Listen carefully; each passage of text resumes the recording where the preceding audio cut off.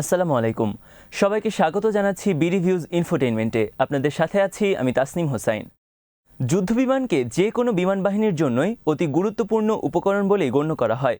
প্রতিটি রাষ্ট্রই অন্য সব সমরাষ্ট্রের মতোই বোমারু বিমান ক্রয় করার কারণে সামরিক কৌশল প্রণয়নে এই জাতীয় বোমারু বিমানের গুরুত্ব অনেক। তবে বোমারু বিমানের ক্ষেত্রে তাদেরকে বেশ কিছু বিষয় বিবেচনায় নিতে হয়।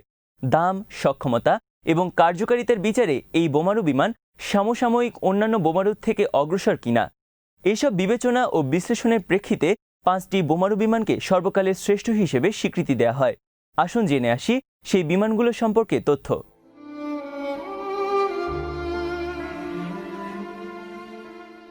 প্রথম বিশ্বযুদ্ধে জার্মান জেপেলিনরা প্রথম কৌশলগত বোমা হামলা চালিয়েছিল।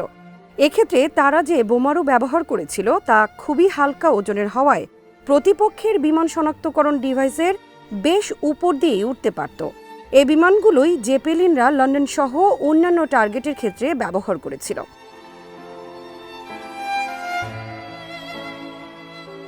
সে সময়ে বোমারু বিমানগুলোর সক্ষমতা খুবই কম থাকলেও বৈমানিক নিরাপত্তা বিশ্লেষকরা তাতেই বেশ আগ্রহী হয়ে পড়েন।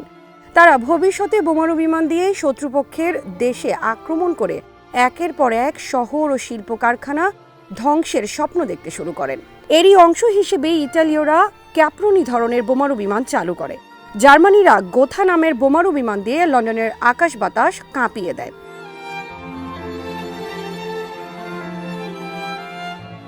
জার্মানির গোথা আইভি কিংবা ইটালির ক্যাপ্রনি CA-3 এর তুলনায় অধিক গতির ও সক্ষমতা সম্পন্ন O-400 বোমারু বিমানের আবিষ্কার হয়।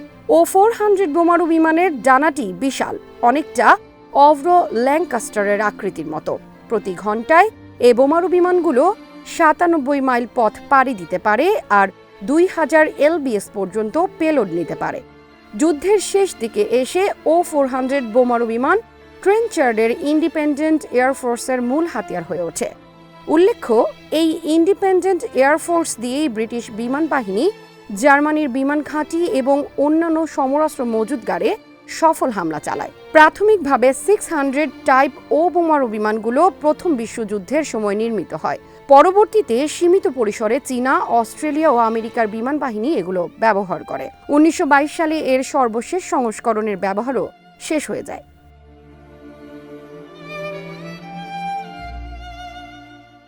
জাঙ্কার Ju-88 ছিল দ্বিতীয় বিশ্বযুদ্ধের সবচেয়ে বৈচিত্র্যময় বোমারু বিমান। যদিও অধিকাংশ সময় বোমারুটি মাঝারি মানের বোমারু হিসেবেই ব্যবহৃত হয়েছে। পূর্ণিমার রাতে খুব কাছাকাছি বিমান যুদ্ধ, নৌবাহিনীর ওপরে হামলা এবং রাতের আঁধারে আক্রমণ পরিচালনায় এই বিমানের জুড়ি মেলা ভার। এই বোমারু বিমানগুলো সামর্থিক দিক থেকে বেশ কার্যকর, আবার একই সঙ্গে আর্থিকভাবেও সহজলভ্য।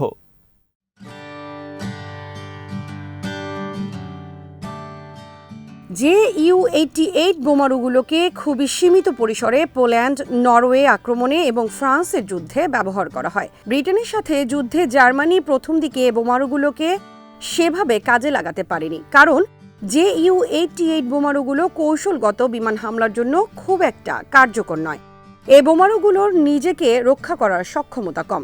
তাছাড়া ব্রিটিশ শিল্প ও অন্যান্য কাঠামো ধ্বংস করে দেওয়ার জন্য যে পরিমাণ পেলোডের দরকার ছিল, এই বোমারুগুলো তা বহন করতে পারত না।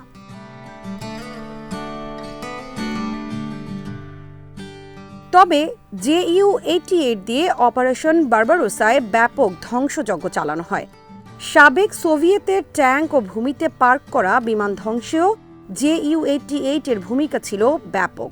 পরবর্তীতে Ju-88 এ রাতে যুদ্ধের জন্য প্রয়োজনীয় কাঠামো সংযোজন করা হয় আর তারপরই এ বোমারু দিয়ে সফলভাবে যুক্তরাজ্যের রয়্যাল এয়ারফোর্সে আক্রমণ করা হয়।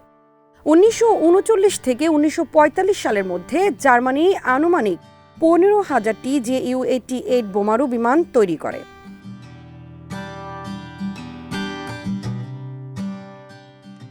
ডে হেভিল্যান্ড মস্কুইটো ছিল ছোট আকৃতির একটি বিমান, যা দিয়ে নানা ধরনের অভিযান পরিচালনা করা সম্ভব হতো।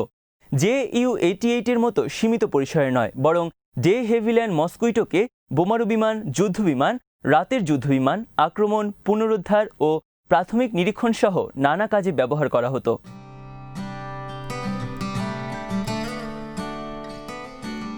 ডে হেভিল্যান্ড মস্কুইটো নির্মাণের পর ব্রিটিশ বিমান বাহিনী জার্মানির লুফতওয়াফের চেয়েও শক্তিশালী বিমান হাতে পেয়ে যায়। লুফতওয়াফে করতে পারত না এমন বেশ কয়েক অভিযান ডে হেভিল্যান্ড মস্কুইটো দিয়ে সার্থকভাবেই পরিচালনা করা সম্ভব হয়েছিল।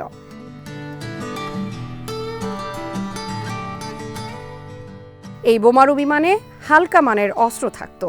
সম্পূর্ণভাবে কাঠ দিয়ে নির্মিত ডে হেভিল্যান্ড মস্কুইটোর সাথে ব্রিটিশ বিমান বাহিনীর অন্য সব বোমারু বিমানের গুণগত ও কাঠামোগত পার্থক্য ছিল। ডে হেভিল্যান্ড মস্কুইটো খুব সহজেই উঠতে পারত। এ বিমানে ছিল একটি প্রেশারাইজড ককপিট, যাতে নানা ধরনের সেবা দেওয়ার সুযোগ সংযুক্ত ছিল। ডে হেভিল্যান্ড মস্কুইটো ছিল দ্রুত গতির। এ বিমানে মার্লিন ইঞ্জিন ব্যবহার করা হয়েছিল, ফলে গতির দিক থেকে ডে হেভিল্যান্ড মস্কুইটো জার্মানির BF-109 এবং অন্যান্য যুদ্ধবিমানকেও পেছনে ফেলে দিতে পারত।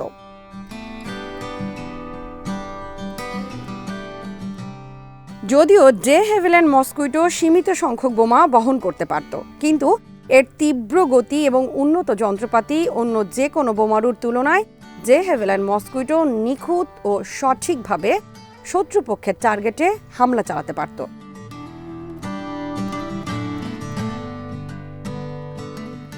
রাতেও ডে হেভিল্যান্ড মস্কুইটো অব্যর্থভাবে শত্রুপক্ষের টার্গেটে হামলা চালাতে পারত।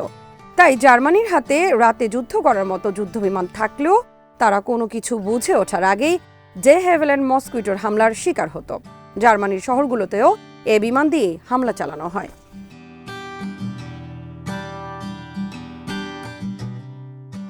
ডে হেভিল্যান্ড ব্রিটিশ বিমান বাহিনীর জন্য আনুমানিক 7,000 মস্কুইটো তৈরি করে। দ্বিতীয় বিশ্বযুদ্ধের পর ইসরায়েল, চীন, যুগোস্লাভিয়া এবং ডমিনিকান রিপাবলিকেও এ বোমারু বিমানগুলো কিছুদিন ব্যবহৃত হয়েছিল।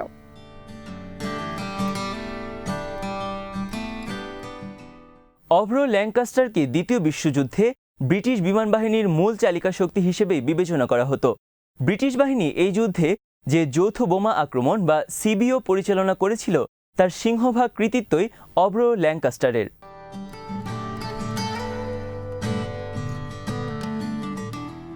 সমসাময়িক অন্যান্য মার্কিন বোমারু বিমানের তুলনায় আরও ভারী অস্ত্রে সজ্জিত অভ্র ল্যাঙ্কাস্টারকে তৈরি করা হয়। এ বিমানের গুরুত্বপূর্ণ বৈশিষ্ট্য হল অপরকে আক্রমণ করতে গেলে একে আর আত্মরক্ষার বিষয়ে শঙ্কিত হতে হয় না। 1942 সালে প্রথমবারের মতো অভ্র ল্যাঙ্কাস্টারের ব্যবহার শুরু হয়। অভ্র ল্যাঙ্কাস্টার দিয়ে B-17 এবং B-24 এর তুলনায় ভারী বোমা অধিক দূরত্বে বহন করা সম্ভব হয়েছিল।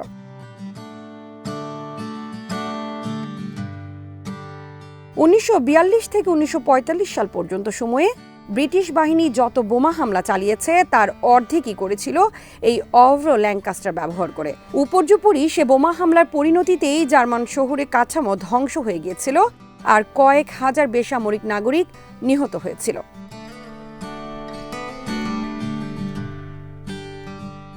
এটি চালাতে গেলে 4টি ইঞ্জিন ব্যবহার করতে হয়, যা যথেষ্ট ব্যয়বহুল। তারপরও যুদ্ধে যখনই জার্মানিরা সুবিধাজনক অবস্থায় চলে যেত, তখন অভ্র ল্যাঙ্কাস্টার ব্যবহার করাই ভালো ছিল, কারণ এই বোমারু বিমানগুলো জার্মান যুদ্ধ বিমানগুলোকে ধ্বংস করে আবার নিরাপদে ফিরেও আসতে পারত। আর এ কারণেই অভ্র ল্যাঙ্কাস্টারকে নিঃসন্দেহে সর্বকালের শ্রেষ্ঠ বোমারু বিমান হিসেবে গণ্য করা হয়।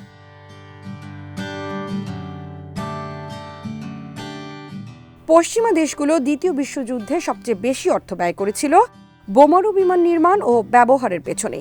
দ্বিতীয় বিশ্বযুদ্ধের সময়ে আনুমানিক 7,000টি অভ্র ল্যাঙ্কাস্টার নির্মাণ করা হয়েছিল। তবে 1960 সালের পর থেকে এর তেমন একটা ব্যবহার আর দেখা যায় না।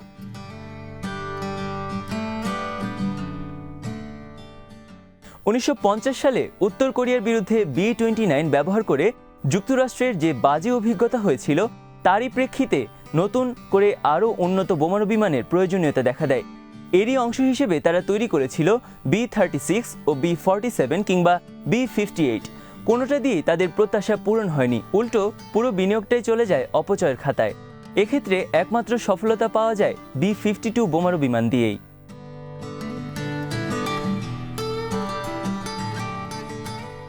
অনেক উচ্চতা দিয়ে উড়ে সাবেক সোভিয়েতের আকাশে প্রবেশ করার জন্যই এই বিমানটি তৈরি করা হয়।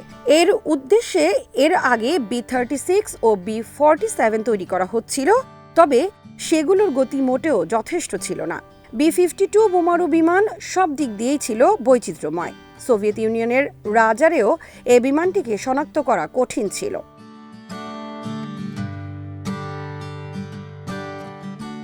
ভিয়েতনাম যুদ্ধে অপারেশন আর্কলাইটেও এর সফল ব্যবহার হয়। অন্যদিকে অপারেশন লাইনবেকারে 9টি মার্কিন যুদ্ধবিমান ধসে পড়লেও B-52 বোমারু বিমান ঠিকই টিকে যায়।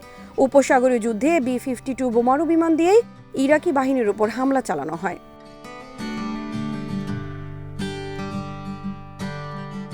যুক্তরাষ্ট্র পরিচালিত সন্ত্রাস বিরোধী যুদ্ধে ইরাক ও তালেবান বিদ্রোহীদের দমনেও B-52 বোমারু বিমান ব্যবহৃত হয়।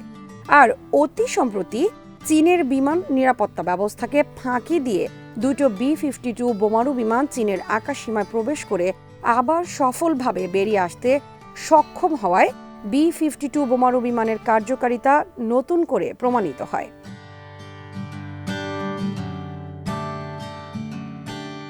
(1954 থেকে 63 সালের মধ্যে 742টি B-52 বোমারু বিমান নির্মাণ করা হয়। এখন 78টি B-52 নিয়মিত ব্যবহার করা হচ্ছে, যদিও মাঝে বেশ কয়েকবার এর সংস্করণ উন্নত করা হয়েছে এবং আশা করা যাচ্ছে 2030 সাল অবধি এ বিমানগুলোর সেবা সংশ্লিষ্ট দেশগুলো পেয়ে যাবে।